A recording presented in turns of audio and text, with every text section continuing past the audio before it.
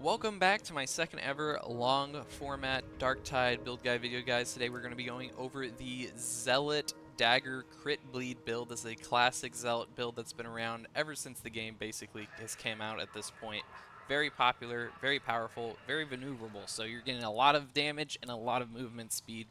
And you're not really that squishy either, so it's overall a very strong build for the Zealot and a lot of fun to play as. So without further ado, we're going to go ahead and hop into the weapons, and we're going to go over the Curios, the talent tree, and then I'll take us into the Psykhanium and show you guys how I use the build and its damage potential output in there. Additionally, at the end we might have some more content of me playing with the dagger linked below or attached at the end of this video, whichever I decide to do in editing. Anyways, so let's go ahead and hop into the combat blade. Personally, I take the Mark III combat blade, but there's also a new combat blade that's come out since the year 1 update, the Mark VI combat blade. It's pretty good. I think they're both really similar, to be honest. I personally like the Mark III combat blade. You can run either one that you like. The Mark III has a better attack pattern in my opinion, so I use the Mark III. For this build, and specifically, we are going to be using the Mark III Combat Blade, obviously, because that's the one I like. And the most important three modifiers on it are going to be your damage, finesse, and first target. Your finesse is your crit hit multiplier, or it heavily affects your crit hit multiplier. I'm not going to pretend I totally understand it, but it's important for doing more crit damage, and that's what we're doing in this build. So, you need damage because damage, you need finesse because more crit damage, and you need first target because that basically means more damage on your first hit of attack anyways, which is just a really weird way of saying this is a second damage stat, essentially. So you want both your damage stats to be high, and you want your crit multiplier to be high. Your next very important stat is actually not penetration, I would say it's mobility. Having really high mobility, especially on the Zealot, since it's already an extremely mobile character in the game, makes it just extremely, not only is it really fun to use, but it's actually very good at preventing yourself from taking damage, especially when you're a Zealot that is flinging yourself into hordes. Typically that's how I like to play Zealot, just because I think it's fun. Is it the best way? I don't know. I just fling myself in there and just do as much damage as possibly can. I kind of think that I should just kill it all before I take damage instead of just taking damage and dying. Yeah, I don't know if that's really a sound idea. But anyways, moving on to the perks, we have plus 10% crit hit damage.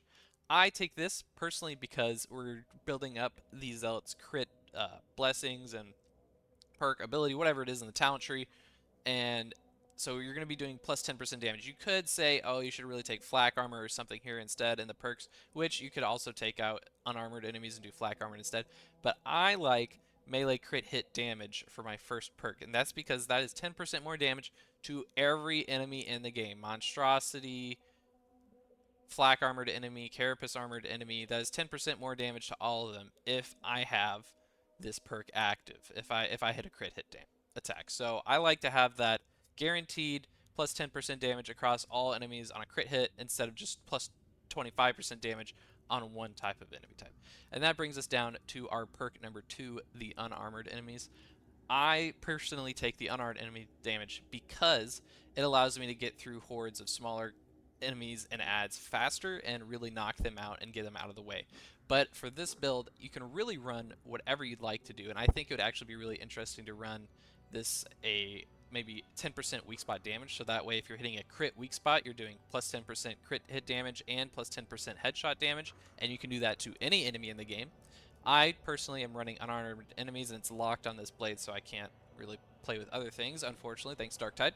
But that's something I might try out in the future, but I'm really happy with the unarmored so far. But Flak, Maniac, and Weak Spot damage I think are all really good options here, as well as unarmored, because that's what I'm running. For our blessings, you want Flesh Terror 3. I have Flesh Terror 2. I have not gotten Flesh Terror 3, but it's only one bleed stack difference on a crit hit, so it's not really that big of a deal if you have Flesh Terror 2 or Flesh Terror 3. They're very similar. Obviously, Flesh Terror 3 is going to be better.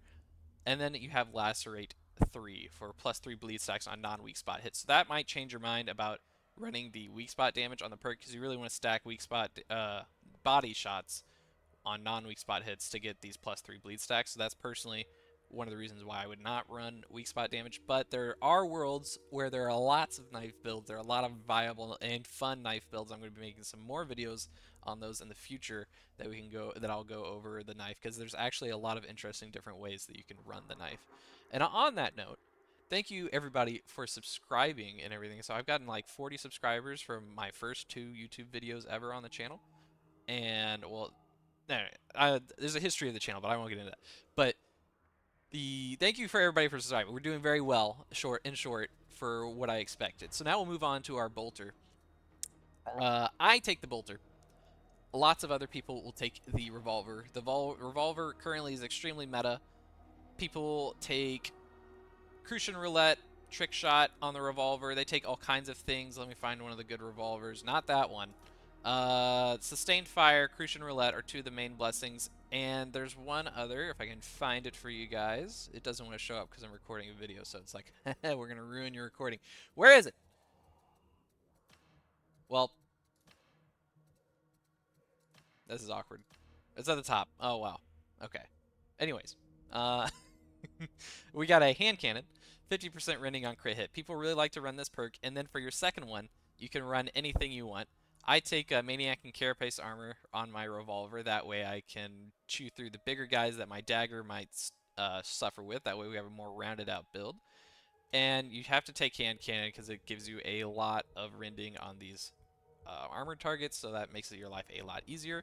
And then for your other blessing, you can take Sustained Fire, you can take Trick Shooter, you can take Crucian Roulette. You can take a lot of different things. If you want to have more crit chance or if you want to have more power, it's really up to you. The most important stats, though, are going to be damage, crit bonus, and penetration for your quick draw revolver. But anyways, that's not even what I use for this build. I use the bolter because I like the bolter more. I have 2 bolters that are pretty good. This is my first bolter. It is a Shattering Impact Pinning Fire, and on the bolter, you're going to want your damage stat to be the highest, and everything else on the bolter is incredibly slow and annoying, so maybe collateral is really important. I really haven't done the science to see if collateral really even helps that much. There are some hidden blessings in the game that are not even available by the devs that make the bolter into like a giant slug shotgun, and I think collateral is going to play more into that blessing, but they haven't released that blessing, and it's been hidden for over a year. Sadness. But anyways, for the bolter, I take Carapace and Unyielding Enemies damage. For this build, I would definitely recommend taking Carapace Armored Enemy damage, but you could also switch out to the Maniac damage on the Unyielding, or if you really wanted to flak or something, if you're weird. But for General's purpose, I'd say Carapace and Unyielding is really good, and maybe switch out Unyielding for Maniac if you struggle with Maniac characters a little bit. Maybe Mutants and there's another air character I had in mind. The Ragers, whoever they are. The green guys with the 2 things in their hands and they jump all on your face and whack it. Yeah, those guys, they're pretty annoying. You gotta run Maniac damage to really end their whole career.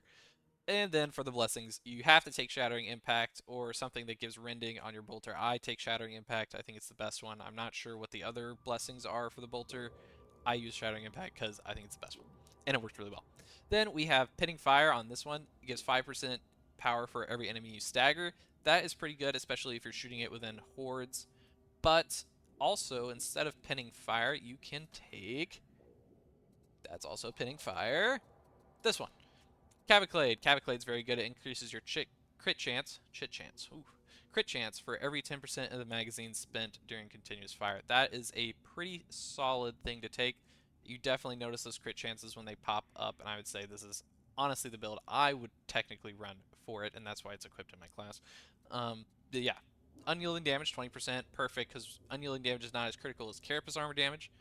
And then we have Cavalcade and Shattering Impact, and this lets you dish out a lot of damage to one target really fast, or 2 or 3 crushers that are coming in to jump on you. And we will hop down into the Curios. I don't even remember what Curios I have on here, so let's see what we have. So I am running +3 stamina. That way our Zealot can basically run forever. I have stamina regen, combat ability regen, and damage resistance to gunners. That's an overall really good Curio, I would say, in my opinion. The stamina regeneration just lets you have a little bit more stamina regen, and you can honestly get rid of the +12 stamina regen and put whatever else you want on there, maybe corruption resistance or revive speed or whatever floats your boat. Maybe not corruption resistance, that probably sucks. But take whatever you want in that slot. And then for combat ability regeneration, that's really strong. This is going to let you have your Zealot's ability up more often, so if you'd really like to, put combat ability regen on all your Curios would really be really strong. And then damage resistance to gunners. I'm not running a talent specifically on this Zealot that makes me more resistant or helps me with gunners because I want to use the points somewhere else.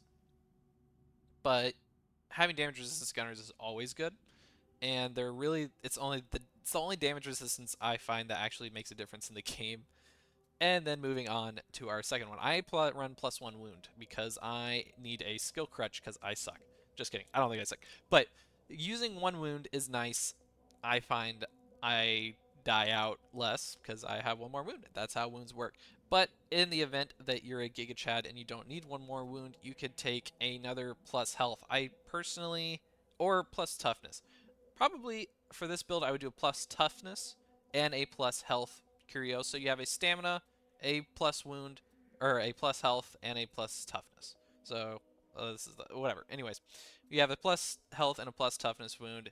Both of them, all of them really should have damage resistance to gunners, plus 4% combat regen on probably all of them would be really good. And then use whatever else you want in that slot. I would use plus 4% combat regen or plus 5% max health on all of your Curios. And then, yeah, that ties up our Curios. We don't need to spend more time on Curios. Curios are dumb. Anyways, so that brings us to our talent tree. I have a talent tree right here. So we'll start. We don't have Disdain set, and that's kind of interesting. You could really run Disdain. Maybe I'll add that on here. The problem is I'm running out of points down here at the bottom of the tree. So we'll go over that in a second. But let's go over what we have so far. We have here on the right side our Zealot Toughness tree. This is what I call the Zealot Sustain tree. And this is really important for actually having your Zealot survive. The problem with the Zealot is that you're in there fighting dudes close point blank in giant hordes. So having this little tree here makes your Zealot at least twice as more survivable from damage. It's actually insane when I don't run this tree over here. It's extremely noticeable when you aren't using it. So to start off, we have backstabber damage. Very important for the knife itself, in fact, because we get a ton of backstab hits with the knife, and the knife does great backstab damage. We have Scourge because we are running a crit bleed build, and this is a crit bleed perk. So obviously we're taking this one. And we have plus 15 toughness. Great. That's nice to have. And Enduring Faith. Plus 50% toughness for damage reduction on crit hit because we're going to be hitting a lot of crits on this build. Just for a general rule of thumb, a normal build in this game without any kind of crit multiplier is probably going to hit 400 to 500 crits on a average level 5 mission. On this build specifically, I think my maximum crits I've hit that I just remember off the top of my head is somewhere around 2.2 thousand crits in one game. So that is a lot of crit hits. So that is a lot of toughness damage reduction. So we're going to keep that. Then we go to our main path that we're going to take. I take the Anointed in Blood, plus 25% base range damage. The further away from reduce the further away from the target. That means if you whip out your bolter point blank on some crushers or something, or some ragers or whatever is jumping on your face, and that your knife is not going to dispatch immediately, you can whip out your bolter and dump a mag into them, and they're probably going to be absolutely destroyed. And we take 20% damage to infested and unyielding enemies. This is why we don't take plus 20% damage on the weapons for the blade, because we get this in the Zealot skill tree, which is really nice. Frees up some perk space on our weapons. And it's also just a great damage bonus. Then we get more toughness because we have to take it, and toughness is nice.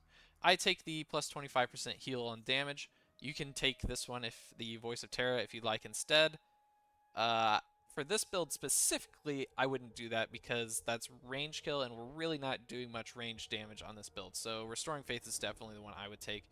Immolation Grenade is the best, in my opinion, of all the grenades. The knife is a bit of a meme, the throwing blade. It's really not that good. It is fun, and it is cool, and if you are a Giga Chad, if you can use the Blade of Knife, the Blades of Faith. But I personally, in my opinion, it's not that great. And then the Sunstorm Grenades, you'd have to come through this whole skill tree over here, and I don't think there's anything that's quite that useful for the blade itself, other than Disdain. Disdain is really good, and I would highly recommend taking that if you have a skill tree point left over later. And in fact, I'm going to mention that in just a second. So we have the Toughness. We take 5% more melee damage, because more damage is more damage, and you can't really argue with that. Then we have movement speed. Movement speed is great.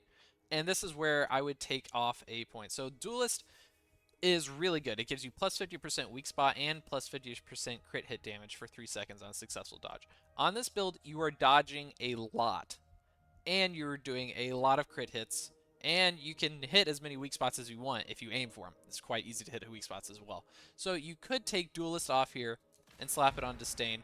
For me personally, I'm not going to do that. I think I'm going to keep with the Duelist for now, but the Disdain thing is the blade is not really a huge cleaving weapon, so I'm not sure how much Disdain would really help you, but it is absolutely a good option to take. Then there's actually a second option over here to the right as well, but this would be a lot harder to find the points for in the skill tree, and that's to take this path over here. And you might be wondering why, you know, we don't really need minus 75% spread and recoil, although that would be good for the bolter. We're not really using the bolter that much. Our bolter is really just our backup weapon in the event that we need to actually take it out. All of these are not that great when it comes to the Zealot's crit bleed build, because it's not really giving us more damage, not really giving us more crit. The reason we come over here is for this attack here, is enemy melee attacks cannot stun you on taking damage, and you gain 15% movement speed for 2 seconds. What this actually does is it works for ranged weapons as well. So that means when you're running around as a Zealot out in the open, this is the biggest problem with the Zealot, is that he gets caught out in the open by 2 or 3 gunners, and you get stun locked, and you just stand there and wait to die because you can't dodge out, you can't do anything, you're just getting stun locked by these gunners. It's incredibly annoying and kind of a dumb mechanic, but I guess it's balancing the Zealot in some way because the Zealot's kind of broken anyways. So you can come over here and you can take this guy, but you can take a lot of damage when you don't get stunned. Stunning actually helps you not take a lot of damage, and it gives you a little space to work and prevent yourself from dying really easily. So I notice when I take the Wrath Be Swift, Thy Wrath Be Swift, I take a lot more damage, or I don't know, I'm just not used to running it, so you need to modify your playstyle to run this talent a little bit better. So back to the main skill tree. Anyways, we have Duelist. I like Duelist. Desperation is not great for this build because we have so much stamina and the knife is so lightweight and the mobility on it is so great. You're never going to run out of stamina. If you're out of stamina, I'm impressed. So we take Until Death, which gives us this sustain. It's nice to have. It's good to have. It gets you out of some situations when you accidentally die and you can get back to your team or whatever. Very good. Overall strong. And we come down. Toughness damage reduction. Great. 15% plus 15 toughness. That's great. Nothing we really need over here. Maybe there are some other builds where you can run. I'm going to work on a Chorus of Spiritual Fortitude build for the knife. I think nobody really runs that, but I think there's some cool, fun builds you can make in that. And just on another note, not your builds don't have to be great. You can use whatever guns you want in this game. You can do whatever you want in this game. It's a PvE game, and the game is additionally not that hard, guys. Like you can there's a lot of viable stuff in this game. The balance in this game is actually really good, especially compared to launch. A lot of weapons and different builds are viable, and if you have a lot of skill or you're just even kind of good at the game, you can really use whatever you think is the most fun to use. And then there's also the Shroud Field. This is another classic way to go for the Zealot. I personally don't like running the Shroud Field build, but we will make a build guide on that eventually. But for the case of this build, we are running the Fury of the Faithful dash forward ability. So this gives us crits. I am a stuck in my old ways Zealot when this was basically the only option before this huge new talent tree was released with the year 1 update. But I love this ability because it lets you fly into hordes, you get a guaranteed crit, and you get plus 10% melee attack speed for 10 seconds. Alright, is it 50% toughness and 20% attack speed? Ah, 20, it's not even 10, it's 20% attack speed, and your next melee hit gets plus 25% damage and a guaranteed crit. So it's really good for flying into, say, mutants or maniacs or something. You can find a higher value target, maybe a gunner that you want to jump on in the back line, because what you do in this build is you see the enemies in the back, you click F on, let's say, a gunner or something that you really want to jump on, and the idea is to get them into melee so they're not gunning you anymore, and you dodge around the entire group of gunners, knife them up, and get them out of melee, and then you can just bleed them out until they all die. And then you have Fear of the Faithful, you get 2 charges. That's great. We have plus 25% suppression. This helps for pinning fire, I believe, for the bolter, potentially. I'm not really sure how that works. I'm not sure how stagger and suppression will play together, but in my opinion, it might help. Also, it doesn't matter because you have to take this perk anyways, so I'm just trying to think of an upside. We'll come over here to the right. We have 5% toughness damage reduction. That's a nice little perk to grab. And then we have plus 10% melee attack speed. I love taking melee attack speed things, especially with the knife you're already attacking really fast. So plus another 10% melee attack speed. That means after you F in on a group, so you fly in on your group, you're getting your plus 20% melee attack speed here. You have plus 10% base melee attack speed, so you're plus 30% DPS on your knife while in a large horde. Very useful for clearing out the horde faster. And we have plus 5% melee damage. Speaks for itself. And then we have plus 4% melee damage on hit. So this sustained assault is definitely going to be better for you than... It's going to be more consistent than disdain. And this will be able to be used on one target as well. So you could just be fighting one guy and stack this all the way up. On disdain, you're not going to be able to stack this up if you're in a 1v1 on it with a larger enemy or something like that. So disdain might not be as useful. But disdain is very good, so I would really like to work that into the build somehow, but the problem is we are running low on skill tree points, which is sadness. So duelist, I think, would be the one to go. You can't really get rid of this guy. It's a tight tree. It's a tight tree to get all the way down here. And so then we'll come back down to our main crit Blazing Piety section of the tree. Melee attacks that hit 3 enemies grant 30% impact. This is kind of unfortunate for the knife because impact is really not that important, but you do stagger things some with the knife, so it is nice to have, but really it would be nice if we could spend that point somewhere else.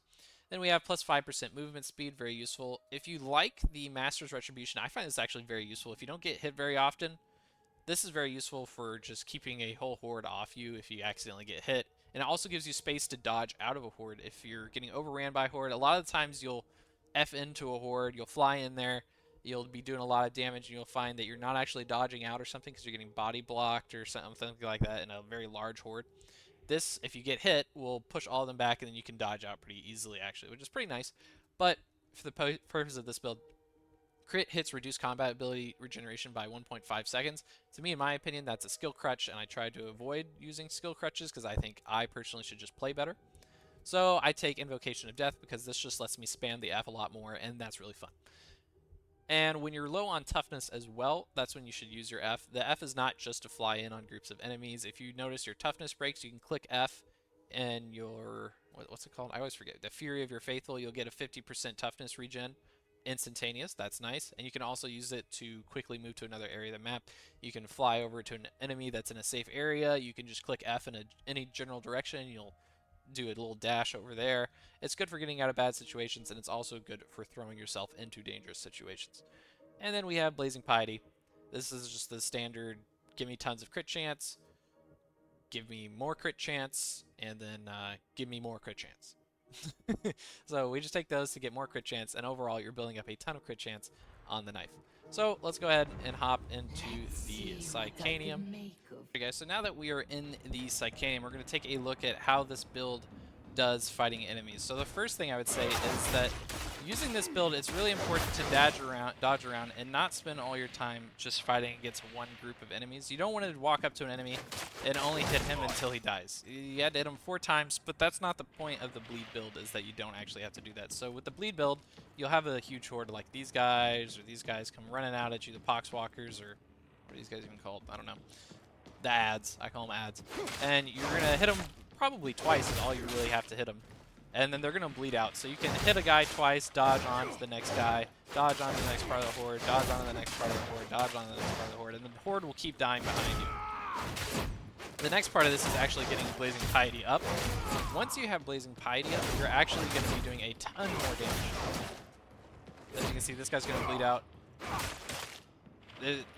Once you hear a crit hit sound come through, you can honestly probably stop fighting him. See, just 3 hits on this maniac actually takes him out. So the entire idea behind this build is that you actually don't have to be standing there the entire time. He's gone. Sometimes you'll see that these maniacs and other things can actually just die from one knife attack. If you hear the crit hit go off, you get that plus 6 to 7 stacks of bleed. you're really doing good. In addition, you want to go for backstab on this build because you get a lot of backstab bonus damage on this build as well.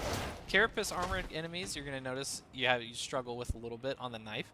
So there's two ways to deal with this. First is with the knife and your F ability, you can F in on these guys. And what happens when you F with the Zealot is that it actually views whatever armored enemy you're attacking as one armor level lower than it actually is. So this is a Carapace armored enemy. When I use my F, I'm actually going to fly in here and do a crit on him as if he was a flak armored enemy. So we charge up a little attack here, we fly in here. That is a pretty large hit for a...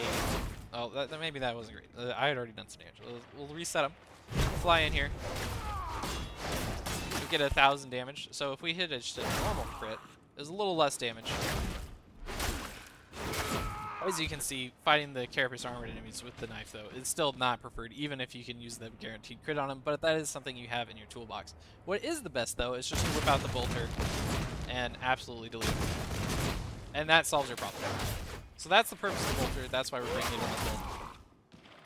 I bet that guy's died. Yep, there you go. See? So these guys, I find, these ranged attackers, these scab maulers and scabs, really, in general, they just need 2 hits. Right now, we don't have Blazing Piety up, so now our Blazing Piety is up. Generally, in 1 to 2 shots, if you hear the crit sound go off, they're dead. They're just dead. Let's see if we can get a crit on this guy. He's gonna die. Crit on this guy. Let's see if he dies. He's dead. Yeah. So when you've got Blazing Piety up and you have your crit hit machine going, 2 shots is more than enough to basically kill everything. That'll give you 2 shots with the Blazing Piety going is basically enough to be considered a guaranteed crit, in my opinion.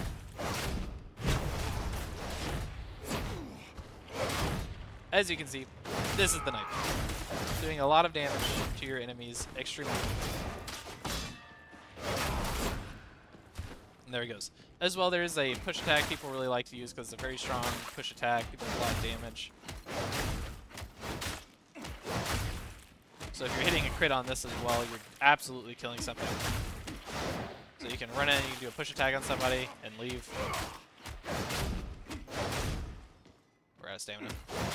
I don't typically use push attack that much, but it's also very good to use. I mix it in every now and then, but I don't use it like some people do where they just run in and they just push attack only.